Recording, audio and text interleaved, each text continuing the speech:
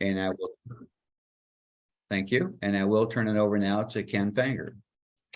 Thank you, Ron. And I want to welcome everyone today. We are going to be talking about where CMMC is. And we're really fortunate today to have Matt from Eaton joining us. And later on, he's going to talk about some of the physical security positions to help you meet some of the CMMC standards. So we'll talk about that.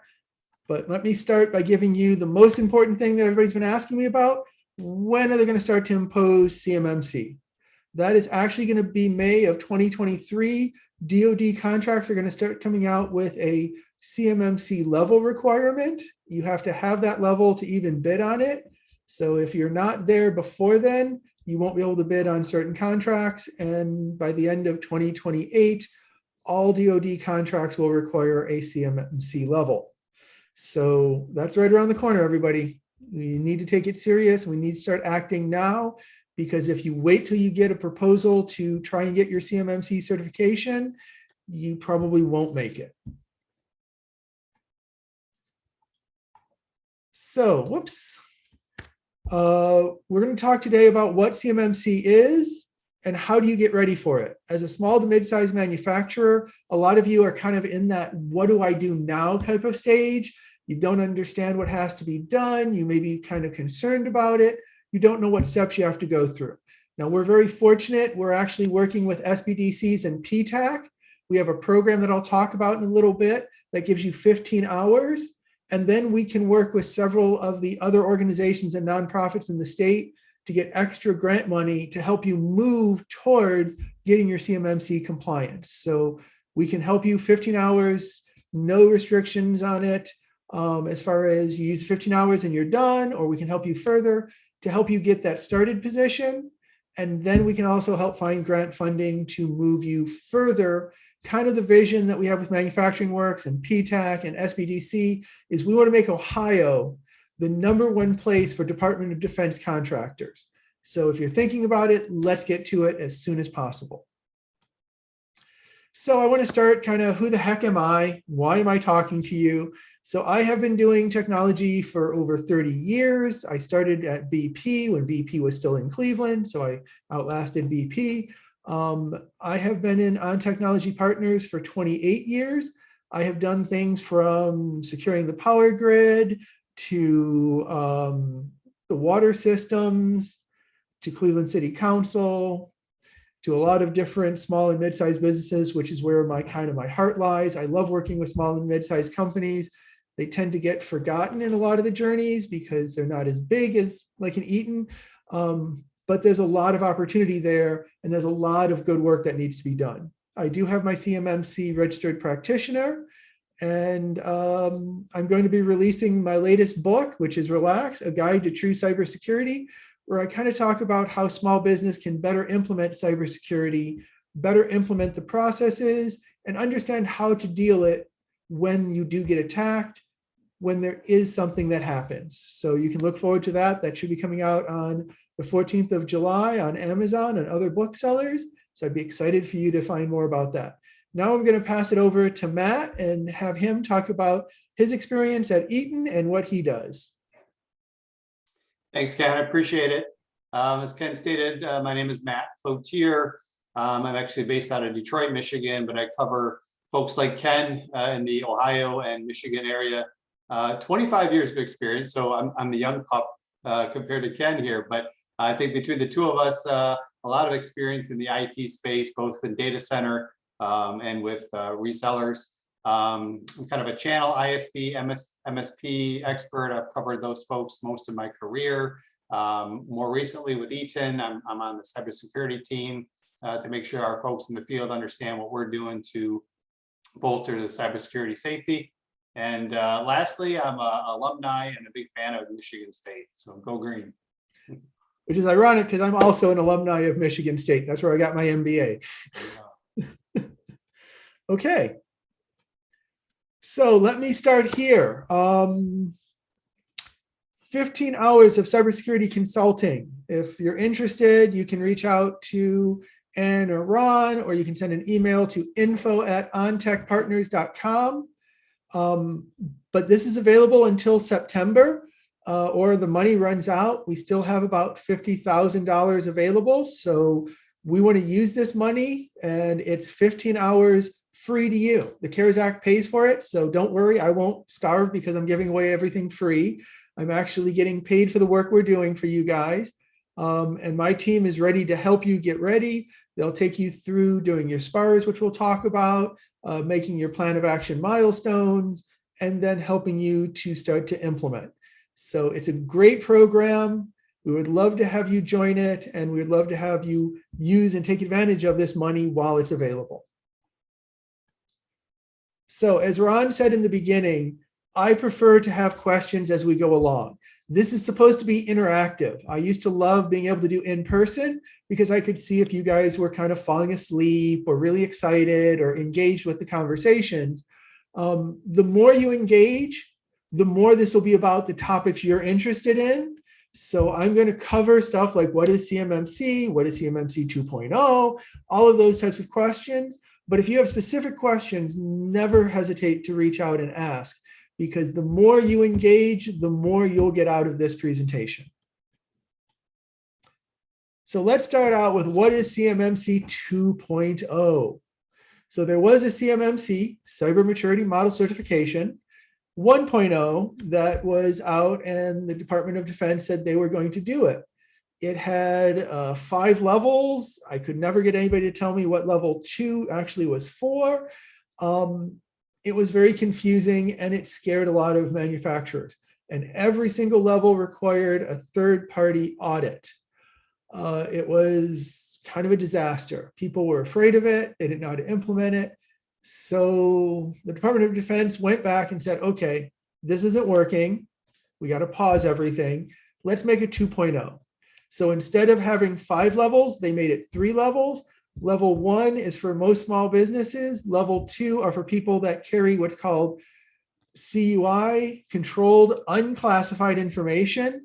An example of that might be a specially designed metal plate that goes onto a fighter plane. So if you get to that, you have to be level 2, and then level 3 are for people that are closer to that actual security or secret certification, but not quite there. Most people will fall under level 1 or level 2, depending on what you do. And that's what we're helping most of our current 65 companies to get to, is we start with level 1, and we do this as a tiered process. Level 1 is much easier than level 2. And I'll go over why you want to start with level 1, get yourself kind of used to it if you're not used to this, and then step into level 2. Hey, quick question for you, for Sure. everyone, Ken. Who decides if you should be level 1 or level 2? Is it the OEM that's deciding that for you? Is it the rules that decide? I mean, who specifically decides that you have to be one or the other? So you have to be level 2 if you have what the federal government classifies as controlled unclassified information. That should be labeled, but unfortunately it's not always labeled. One of the things I always suggest is ask your contract managers if you have CUI related to this contract. They're supposed to be bringing a better definition of CUI to help manufacturers. If you're making unique parts for some of the Department of Defense, you probably are going to have to move to a level 2 compliance. But the best way to find out is to ask your contract officer, do you have controlled unclassified information? If you're just providing a service, usually you don't have CUI, but you do have to find out. We just had one of our clients find out they had level 2. They were kind of surprised. They make housings that I talked about for jet fighters. They're like, it's just a metal plate, but unfortunately it's a specially designed metal plate with a special level of variance that only is made for the federal government. So that became CUI. They don't want people to know what that variance on that plate is. So they have to reach level 2 compliance. I don't know, Ron, if that kind of answers the question. It does. And then the follow on would be, what's the penalty if you're not the proper level and you're doing business with the Department of Defense contract? Well, Is there a penalty? there's a couple of penalties. if you aren't level 2 compliant and the contract requires level 2 compliant, your bid gets kicked out without review. If you say you're level 2 compliant and you're not level 2 compliant, then they will go after two and a half times value of contract. And they, in my training, they have repeatedly told us how they went after Cisco, how they went after IBM and won. You do not want to lie about being compliant. You want to make sure that you're doing the compliant things you need to do if you say you're compliant, because they really want to punish companies that fake it. So if you aren't compliant and you don't say you're compliant, you just can't win the bid. You just will not be allowed to be on the bid. If you aren't compliant and you say you're compliant, then you're going to have a DFARS violation that requires 2.5 times contract. And these contracts can be big. So they could destroy a small and mid-sized company. So always be honest. That's the rule. Always be honest. Okay. And I want to talk, now that we've worked with all of these companies, we've noticed a trend. And I want to tell everybody this is an important thing to remember. Your culture is king. You have to have a culture of compliance. You have to have a culture of security. I've had customers that have said, well, just put the technology in place to make me safe. That's all I want to do. There's no technology that's going to make you safe to beat these requirements. You have to have your team on board and committed to it. So that's one of the reasons why we tell people start with level 1. If you've never done a compliance process before, if you don't have policies, if your team isn't used to standard operating procedures, you want to get them to do it. Level 1 has 17 requirements. Level 2 has 110. So trying to put in 110 requirements, if your team isn't used to having any, is going to be overwhelming. So we like to move you to level 1, get you kind of through that compliance. And then we're going to take you to level 2 or level 3, depending on what you need, as a process step, so that you can get your company used to this idea of culture, used to making sure that information is protected, because it is a pain in the butt. I tell people, when you're doing cybersecurity, it's usually more of a hassle than if you don't have to. And I'll give you an example of something you guys probably have gotten really comfortable with, but when it first came out, it was a real annoying thing and still can be annoying.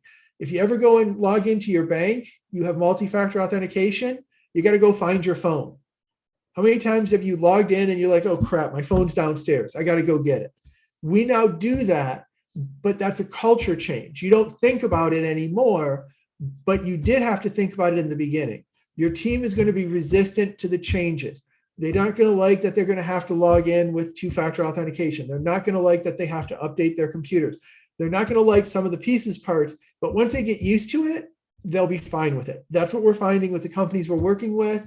The ones that are at the beginning stages, they're very resistant, but after we do it for several weeks, we get people used to it. All of a sudden, it just becomes what you do and your culture changes. So here we are. Here's level 1 to level 2. There used to be practices and processes. There used to be 5 levels. Level 2 was never going to be used, but they had expected people to register or certify to it. Level 4 was never going to be used, but it just never made any sense. So what they ended up doing, they ended up taking level 1 and making it level 1, fundamental, foundational. Then they took level 3 and made it level 2, and they took level 5 and made it level 3. And they just threw out level 4 and level 2. And basically what it comes down to is how important is that government information, that or controlled unclassified information, CUI. You'll hear the word CUI everywhere. Government loves 3-letter acronyms. So as they go forward, you look at level 1, do I do basic work for the government? Do I have information that the government wants to keep safe? And do I have highly sensitive information the government wants to keep safe? And here's kind of where you are. So level 1 is an annual self-assessment. So if you are doing level 1, all you have to do is say, yes, I've met these 17 practices, and that's it. I will tell you, don't say you did it if you didn't do it. If you don't have a log for people that come into your office and you say you do, and you have a breach and you're on a government contract, they're going to come after you for it. So follow the rules that they say you do. We'll help you through, if you have them, what else you can do to get them and how to implement them. Then level 2, that has 110 practices. It's based on NIST 800-171. If you've been anything in CMMC, you'll hear NIST 800-171 all over the place.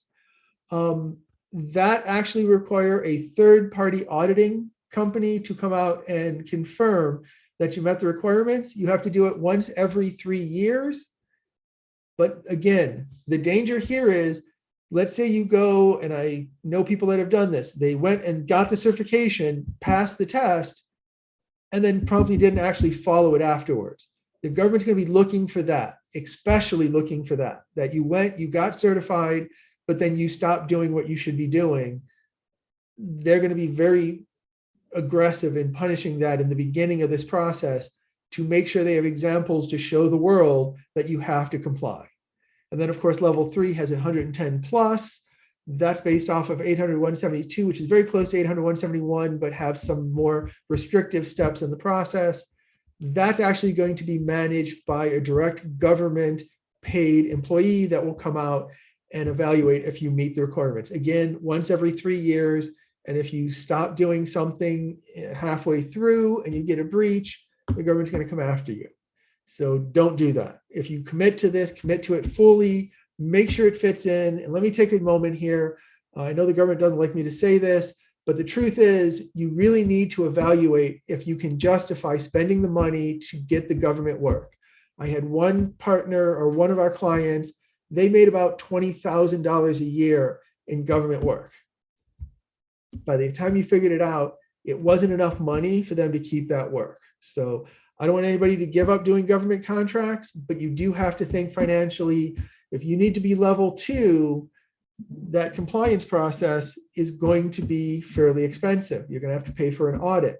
Audits run anywhere from $10,000 to $30,000. So every year you have to, every 3 years, you have to pay that money. So put that into your budgets and your costs. Okay, so let's kind of talk about the CMMC process and how it works and how we help you through it. So there are 3 steps. The first step is to kind of do a self-audit. The first step, you can get the 110, the 17, or the 110 plus requirements. You then sit down with your team. With the 15 hours, we actually sit down with you and we go through and see where you are. Do you have an enterprise class firewall? Is it properly configured? Do you have, Matt's going to talk about some really great security features to help you get there. But is your servers and your networking secured? I'll give you a story right before Matt talks of where somebody said they were ITAR compliant, but I'll tell you why they weren't. The second step is you do your SPARS filing. We can help you do that. You need to be SPARS filed today, even though you don't have to be compliant today. So if you don't have anything in place, you're going to have a negative SPARS number. That's okay. You still have to register right now to get government contracts. And if you are a sub, your prime should be requiring you to register. Again, you don't have to have compliance. You just have to have registry. Then the third step is to build your plan of actions and your milestones. How are you going to move to compliance level 1? How are you going to move to compliance level 2? What are some of the risks that you're facing in doing that? Is everything required? Do you not have certain things? Building those plans of action milestones will help you to be able to move forward, implement what needs to be implemented, and do that cultural change to be a CMMC cultured company. And then the last thing is audit. If you're requiring an audit, you will have to get that scheduled. Right now, I think there are 15 third-party auditing companies. So if you do need level 2, you want to make sure you act earlier rather than later so that you can get onto their radar. Hopefully that'll go up as we keep moving forward. If you're level 1, make sure you're complying every year. And then level 3, make sure you contact the government to see when you can schedule to have them come out. Okay. So step 1, self-audit. You're going to go through, and we've done this, we'll go through all 110 requirements with you. We'll sit down, we'll ask where you are. We understand what's in those 110 requirements probably doesn't make sense to most of you. That's not a problem. That's why we sit on the phone, we do a web conference meeting with you and go through each one and talk you through what they're asking for. So Some easy ones are like you have to have a secured physical environment, including a guest log. That can be just a piece of paper that people sign their name, their company, and what time they checked in. That way you know who's in the building. We also have, you have to have a enterprise grade secure firewall, or actually it's next generation secure firewall. We've had a lot of customers ask, what does that mean? So what that means is you cannot use a Netgear home firewall. It won't be compliant. You can't use that wireless router that AT&T gives you. That's not compliant. So you have to have a Cisco or a SonicWall or a FortiGate firewall with active security features that you're using. So those are some examples of what we walk you through, kind of talk about with you and help you to understand. Also, sometimes we help you understand why they're asking for it, because it might not make sense. Why do they have to restrict remote access capability? Why do they restrict these informations? We walk you through all that. We see if you guys are being already engaging with it, need to engage with it, or don't need it. So we walk you through all of that, and that helps get your score. Can't speak anymore. Okay. This is the second step. It's not a hard step. Again, we will be with you to do it. You just log in to the government page and you take that number. It can be a -400, it can be a +20, whatever that number is, it's just a one number entry and it tells you the overall position you are within the process. And the government is just trying to see, where is everybody right now? Where are we all? Are we being compliant at all? Do we have any security standards in place? Do we have email protection? Do we have anti-phishing? Do we have passwords? Do we have multi-factor authentication? Those are the questions they're trying to get right now. They're trying to get a baseline of what needs to be done and how far people are from getting to that compliant level, what training being done, all of those conversations. So this is the next one, and it's kind of funny because these plan of action milestones, once you go into the audit, you really can't have plan of action milestones. You have to be compliant for the most part. There's a couple of minor exceptions, but I tell people, don't try and reach for the minor exceptions, just be compliant. So we want to have these before you go for your audit. We want to make sure that we know when you're going to do the steps. If you have a home grade firewall right now, let's get a timeline to get you that enterprise grade firewall. Let's get you some budgets. Let's make sure we know what you want to get to. Let's get training going. Let's get deployment going. So you want to build your plans of actions. How are you going to go from where you are today to the desired CMMC state? Does it make sense to do that? How do we help get you there? So that's where these plans of actions and milestones will come in. You're going to want to have them, but it used to be you could say you're going to try and do something to be compliant. I'll actually talk about that when I talk about the ITAR. But now you're going to have to implement them before you go for confirmation. And then we have, again, you actually have to be audited. If you're doing level 1, that's just you saying, yes, I'm a great person, I'm on the web page, that's it. If you're doing level 2, you have to do a C3PAO. I should have put a Star Wars figure up here. That's a certified third-party auditing company. And that's every 3 years. And again, they're not cheap. They take anywhere from a couple of days if you're a small organization to several weeks, and they're going to move fast. So we want to talk about having everything as available as possible. And I do want to take a moment here and talk about what that audit entails. They're going to have to prove 2 of 3 things with every one of the 110 requirements. They either have to show a policy, they're going to do an interview of the person, or they're going to want to watch the process being done. So they're either going to do interview and watch the person, or interview and policy. So you're going to want to have that in place, easily accessible to move them through the audit as quickly as possible. They're going to have a lot of audits to do, so they don't want to spend a lot of time with you if they don't have to. So on the level 2 and level 3, make sure you kind of pre-stage everything as much as possible, make it as easy as possible for them to do the audit. So let me take and review the 4 steps that you will do in your process. The first one is a self-audit. We have 15 hours available to help you do that. Then you're going to do the SPARS filing. Then you're going to do your plan of actions and your milestones, and you're going to start to implement those. And then once you're done with that, you're going to want to schedule either to self-audit and register that, or audit with your third party for level 2, or audit with the government for level 3. And you are now on your way to being CMMC. You have slightly less than a year to get started. Let's make sure we get moving quickly.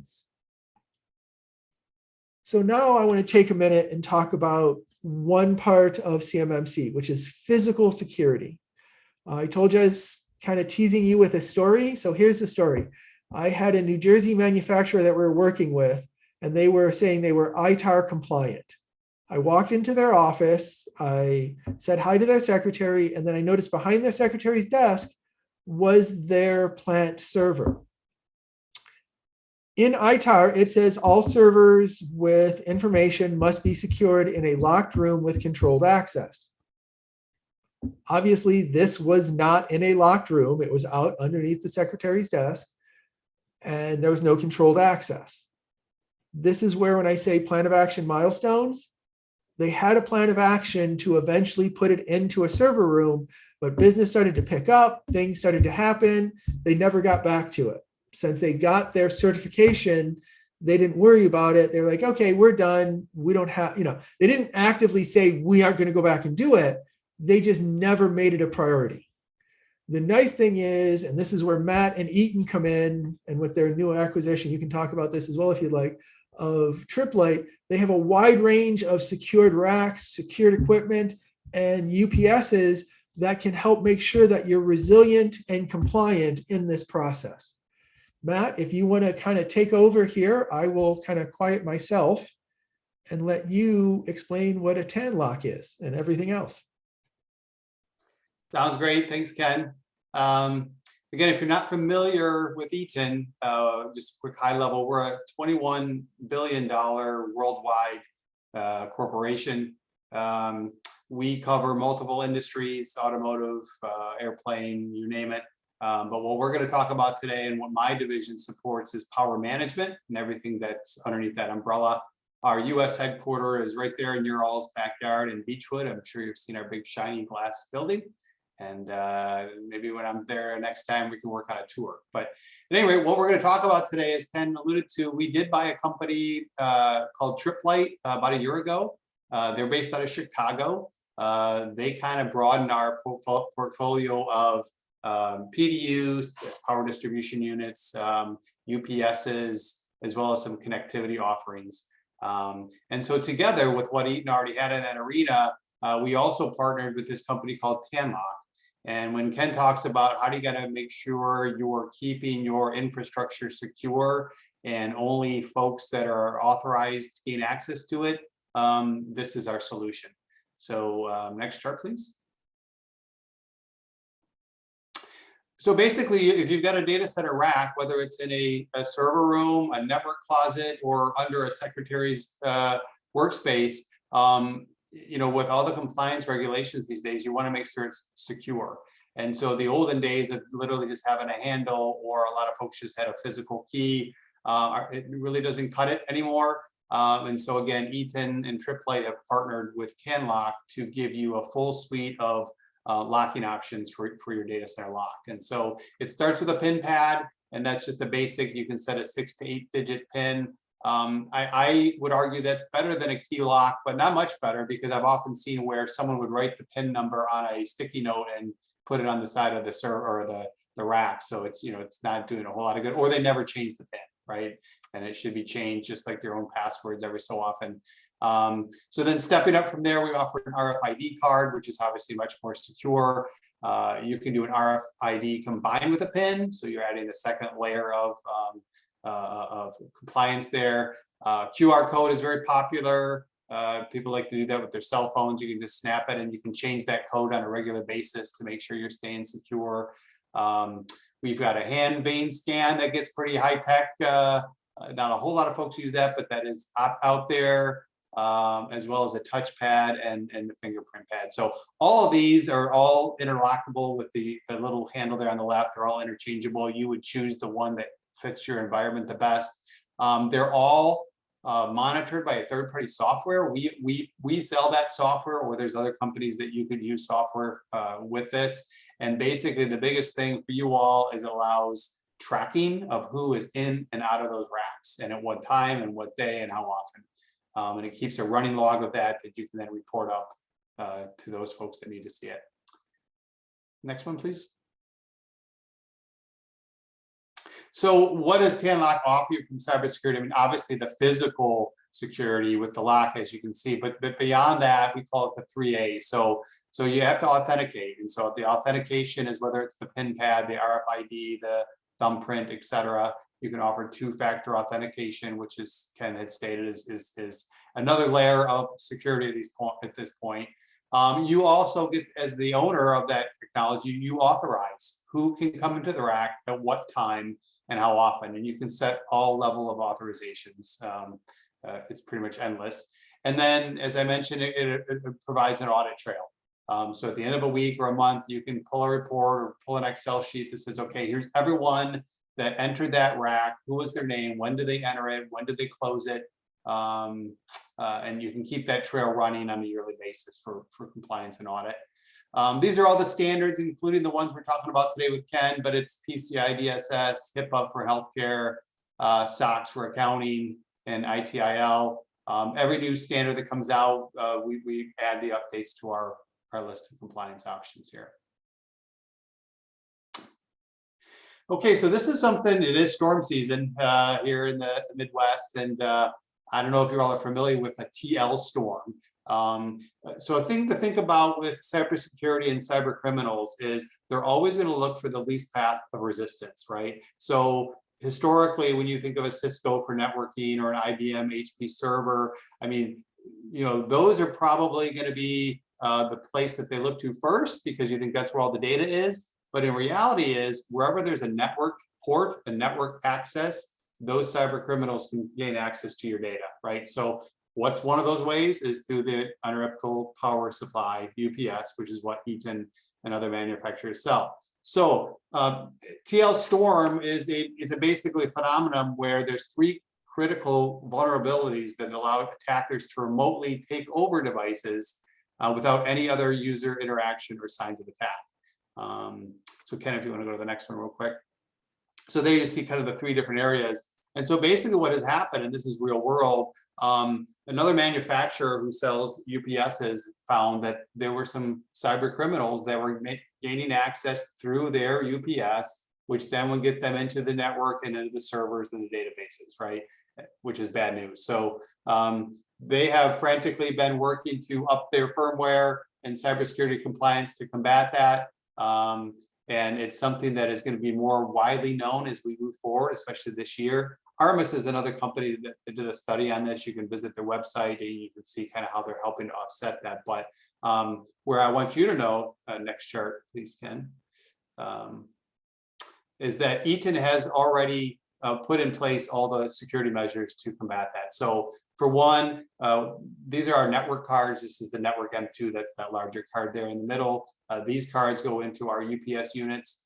They already have the UL 9100-1 cybersecurity code that's continually updated with firmware on a regular basis. The little guy next to it is our environmental monitoring probe. So this would test things like temperature and humidity in your space. That also has included the UL 2900-1 cybersecurity code as well. You see some of the other features there of the card, but the main thing I wanted to cover today was the cybersecurity portion. Next one, Ken.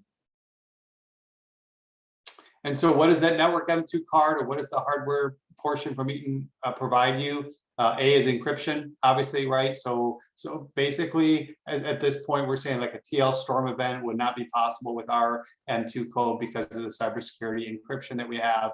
It offers authentication and authorization. It also does an audit of everyone that's gaining access to that UPS or that device that's connected to the network card. It offers cybersecurity by design. So you basically can enable services that are needed and not needed. And the big key for us is automatic firmware push. So we automatically push down the firmware to our devices as we add new cybersecurity blocks. And then automation. There's a mask config file we'll provide that sometimes offers customers a better way to basically push this out to their database as well. I think that's it. Yeah.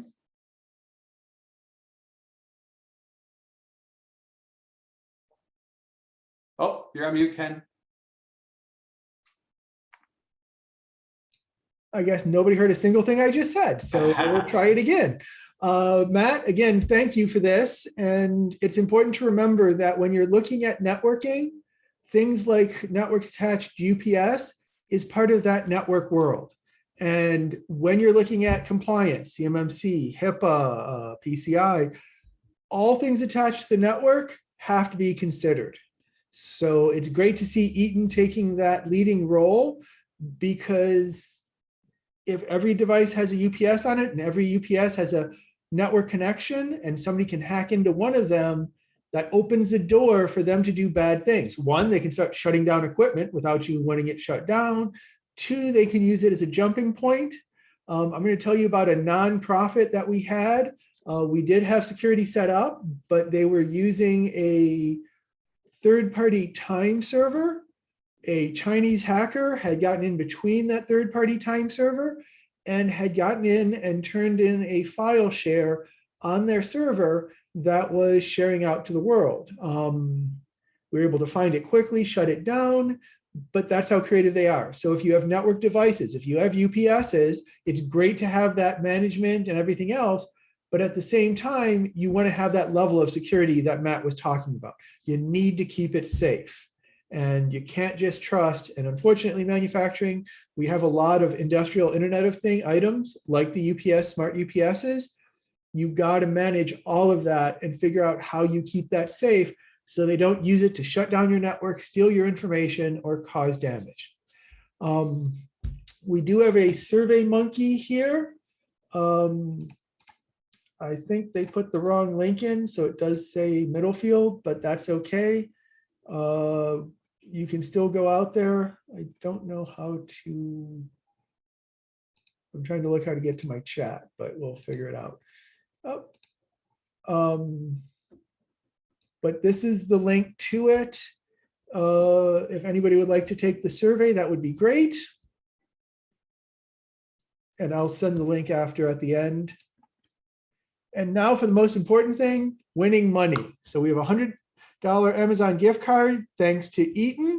What we're going to do is we are going to do a little Kahoots game, and there'll be a couple of questions. If you win the questions, then you win the card. You just need to let Ann know your email address and where to send the card, and we will give that. So let me do these two things. Let me first put in the chat for everyone the survey, because unfortunately I get evaluated, and if nobody does the survey, they assume I'm just not working. So we don't want that, because then they'll say, what am I doing staying home? And then two, also it'll help us to move things forward. So let me share the Kahoots. So if you just go to www.kahoot.it, you can do it on your phone. If you do it on the computer, just remember the questions will pop up here, not on your, so all you'll see are the answers on your computer. But if I could get some people to sign in, go to kahoot.it, type in the code 9929403, and have a chance at winning $100.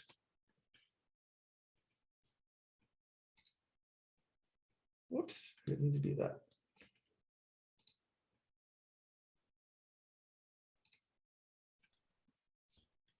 Ken, did you want to share your screen so that we can see that Kahoot? I thought I did, but apparently there it goes. Thanks. Can everybody see the Kahoot? Yep. Okay. There we go.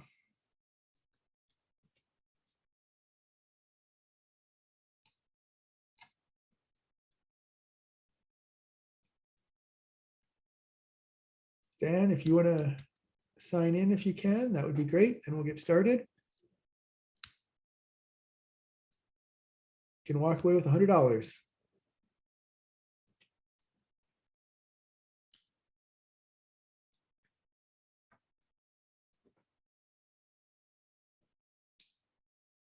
Okay, we'll get started here in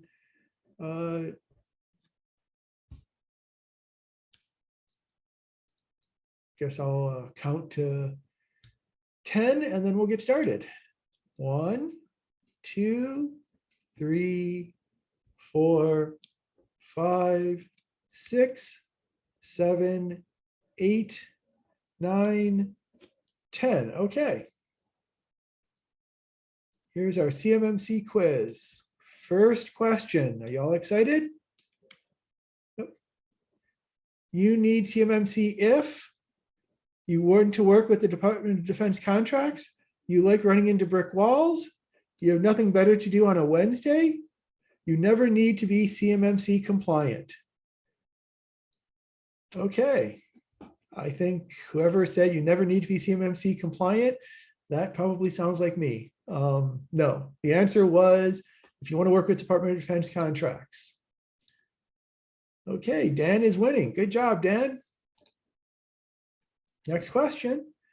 When will CMMC start to be required? Never, it's a government. They never do anything. May 2020, June 1st, 2035, May 2023. That is correct. It is the government never does anything. No, it is May 2023. So that's coming in about a year, a little bit less. So you want to be moving. Oh, now Sam is winning. Good job, Sam. Dan, you still have a chance to come back. And now, what is a TAN lock? Timber and nuts, transactional authentication number, locks on tanning booth, time above knocks. Which one do you think it is? Yep, transaction authentication number. So this is a way to help meet that compliance requirement for security around your network and infrastructure. It gives you a lot of options, as Matt had shown, and it's a wonderful opportunity.